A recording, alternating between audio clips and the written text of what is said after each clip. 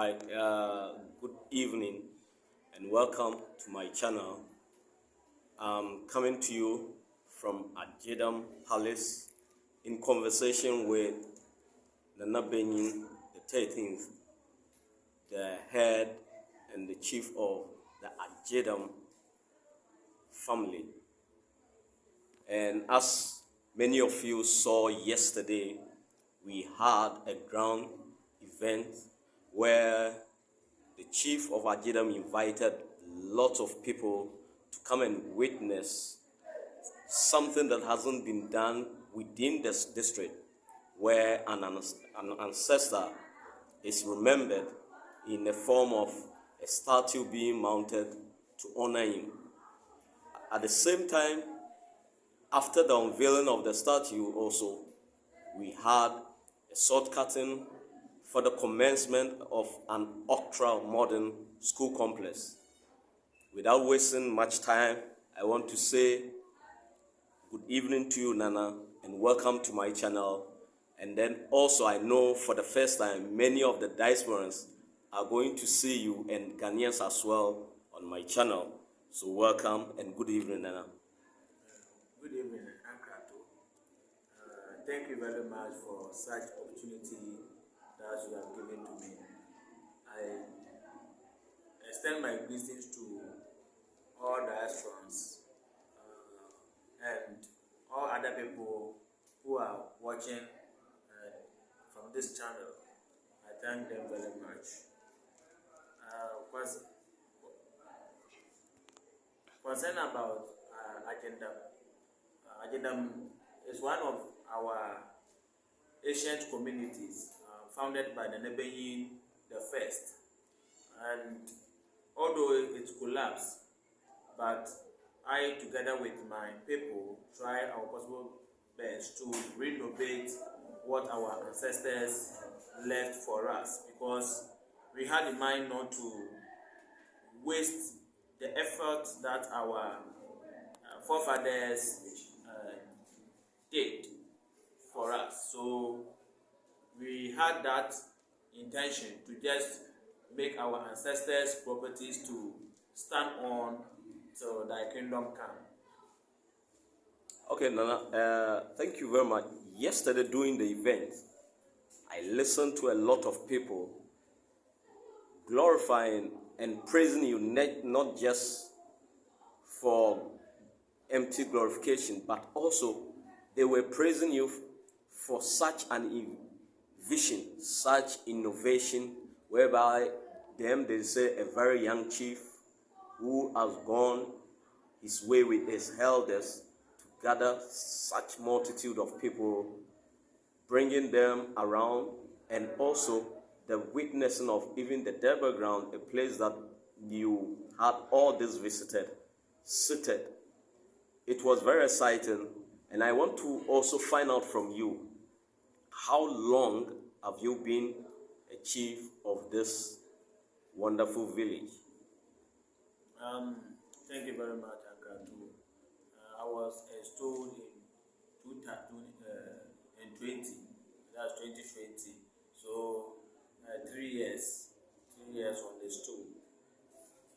Now, I want to find out also from you, many a times, especially in Ghana, most of the time we forget our ancestors, those that have gone before us, who left a footprint, who left something that they will always be remembered for.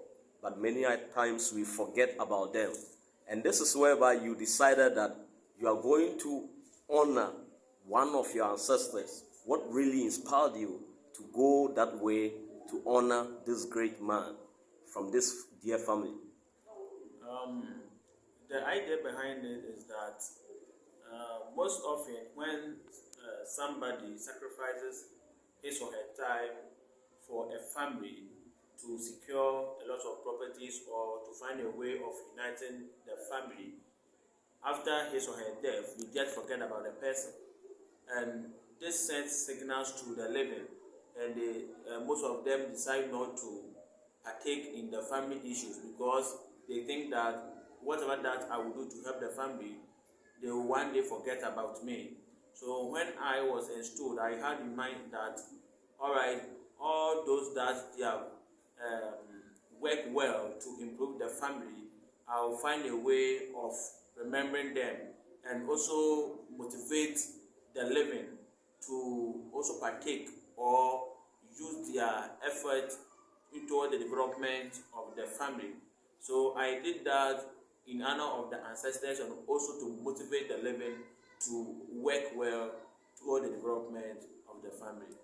Okay, Nana, my next question. Yesterday, when you were sitting down and seeing such magnitude of people surrounding you with joy, jubilation, and all that, what was really going through your mind? Because as much as we know that you are young, but in terms of the ancestralism, when it comes to chieftaincy and tradition and all that, you are very old when it comes to those spiritual aspects. But when you were sitting there, what was going through your mind? Because for the first time, the statue unveiling and then the command that in terms of you gave for these people, for the invited guests, for the other chiefs that came around, what really was going through your mind when you were sitting there yesterday? Akato, I felt very happy and also had encouragement in my mind as well as in my heart that even the little that I have done, look at the number of people or the multitude that attended the program, meaning they cherish what I've done. So something went through me and my motivation beefed up or increased to a certain level that I have to do more so that next time I can get even 10 times of the people that they attended the program. So in fact, I was very happy and well encouraging. Nana, during the event, after the statue unveiling, we moved to the western side for the sword cutting. I know that many a times, most of our traditional leaders will plead with politicians and governments to come and improve the school conditions within their village, within their community. They will even encourage politicians and government to come and even sometimes put uniforms on the children and all that. You've went your way, you've thought about it with your elders, and you've decided that you are going to have ultra-modern school complex. And what really inspired you to go your way, not asking politicians to take the lead or donate or start a project, but you as a traditional leader taking that step as an example? What really inspired you to go that way? One thing is that for me, or from my own perspective, I always say that the government procedure that we have, particularly in Ghana, was copied from our traditional ruling. The way how our forefathers did their things, concern about how they even settled disputes, how they appear in court, or how they appear in the palace. Most often Ghana per se, when the parliamentarians are going to the parliament, you will see somebody holding a staff. So likewise to the chieftaincy aspect. So if the government procedure in our country was copied from our traditional ruling, therefore I may say that I can be described as a traditional politician. So if I'm expecting the government official to do something, why shouldn't I also start something for them to be motivated? Because they have multiples of work to do, and it's not by maybe having bad intention that being a leader, being MP, or being district chief executive, they will just sit down idle without doing anything. Every rational human being, excuse me to say, how something better in mind to do. But it's all about money. It's all about somebody who can encourage him or her. So I thought it wise that as a traditional leader, then let me do something to assist our government officials in my district, and if possible it can go to the regional level and even the nation at large. So that is the reason why I had that initiation, just to help our government, or send a message to them that we are also capable of doing it, so they should be encouraged and help us to do more.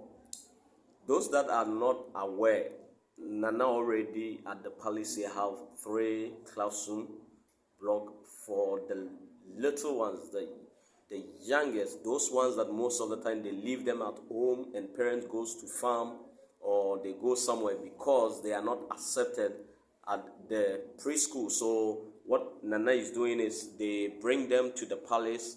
The classrooms are here. They teach them, feed them, and all that. So he has seen the need that he needs to continue with this educational trend, so that when these children finish crèche year, they have to have a better classrooms and better facilities and better teaching environment for them. So Nana, as we continue with this interview, things are tough in Ghana here, and when I saw the blueprint or the architectural drawing, it's truly ultra modern. How are you going to finance it?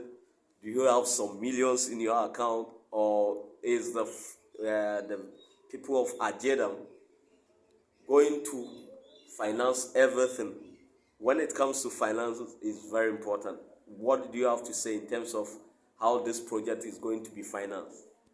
All right. I'm such a person who like reading, and I read a lot of readers or a lot of books, and most often I miss certain statements that I use as an advice or as an encouragement. There's a saying that Rome wasn't built in a day, and this tells me that I can do everything based on timing. So I shouldn't wait for me to get huge amount of money before I can embark on certain projects. So likewise to this event center or whatever ground that we had the program in, I wasn't having anything, but I had it in my mind that I can do. So I'm such a person who have I can do spirit, even though I don't have the money or the resources, but I have the spirit of I can do. So it's not a matter of having huge amount of money in my account. If I may say, I have nothing in my account, but I believe in me that I can do it even within a year. So all what I would say is that, one, Rome wasn't built in a day, but I have that I can do spirit to embark on this project. Yes, viewers, also let me bring in this. Most of the times within our communities here, we do witness all the time where the elders and the chiefs, the proceeds that comes from the sales of land are rather used for their personal interest or channel it to things that don't benefit the general community. But this is whereby the proceeds from this Agyendam land purchase was used for most of the facilities that we have here. And I know that those that are planning to come and buy plots at Agyendam, definitely those money will also go into this ultra-modern classroom block as well. At the same time also, the doors are open for the diasporans, those that wants to assist. When you send a message or a text or you call the palace, they will give you, because there's a committee that is set up to look after this project. So when you call them, they will definitely tell you how to assist in any form, whether you are prepared when the school is the building is complete and you are coming to teach, or you are coming to assist financially. Also, the doors are open for you. Now with our last word, I know they said that many great men were carried by others, and others also walked through other people's footsteps. With all this achievement, do you have any words of gratitude that you want to give to those that have journeyed with you so far? All right. What I will tell my people is that, yeah, for me, being a leader is all about honesty and humble. You have to humble yourself and listen to the views of people, and that has brought me to this far. I'm such a person who like people's idea. So all what I will tell people is that, irrespective of the kind of position that you have, that's maybe a position by birth, because you can be a parent that will have a position over your children or whoever else. All what I will tell you is that you have to be a person who is a good listener. You have to listen to your people. You know what they wanted to say or they want to say, because sometimes somebody may mention a word, but that word he or she doesn't understand it better as maybe you understand. So you have to interrogate the person better to understand than taking a immediate decision the moment maybe you hear that word, looking as if it's a bad word against you. So I'm such a person who like doing this, like paying good attention to people. So all what I will tell others is that they should be a good listener. Then secondly, whatever that you get, the little money that you get, you have to invest it into the family. That's if you are a family leader, you have to invest it into the family. If you are in a certain firm or a certain company and there's some money in your hand, just try to invest it more into the company to make it right. Because whatever that you are going to live on this earth, that will tell the kind of person you are. And after you have left, or after you are departed from this earth, one person should, or somebody should remember you. You have to be remembered, and for you to be remembered is all about your good deeds, the kind of things that you'll be doing before you move from this earth. So I'm entreating each and everybody that whatever that you have, try to at least project it in a way that you let others to benefit from the little that you have gotten. So this is the little that I will tell my people. Thank you very much for this wonderful conversation. The diasporas and then the Ghanaians are looking forward to be part of this Agyendam community. I've heard from many of the diasporans building here that this is one of the most peaceful community that they've ever encountered in Ghana here. Even though not long ago there were some few issues here and there, but always there's a saying that the truth shall always set us free. So I want to encourage the diasporans that if you want a very inclusive and very attentive and supportive and true servant of the people, then this is Nana Banyin XIII for you. And all the ideas that they have, he is also welcoming other ideas from the diasporans, from the Ghanaians at large, so that we will make Agyendam a community that will one day be an envy of the whole Ghana. Thank you very much once again, Nana Banyin, and it's been a wonderful time. It's been a wonderful evening as well. And let me also inform the viewers that many a times you see our chiefs, our queen mothers in their regalia, but this is a very humble chief that decided that it's a private conversation. His elders are not around, and he wants to have that free to speak to you, so that it's not like he have to go and put all those ornaments on him.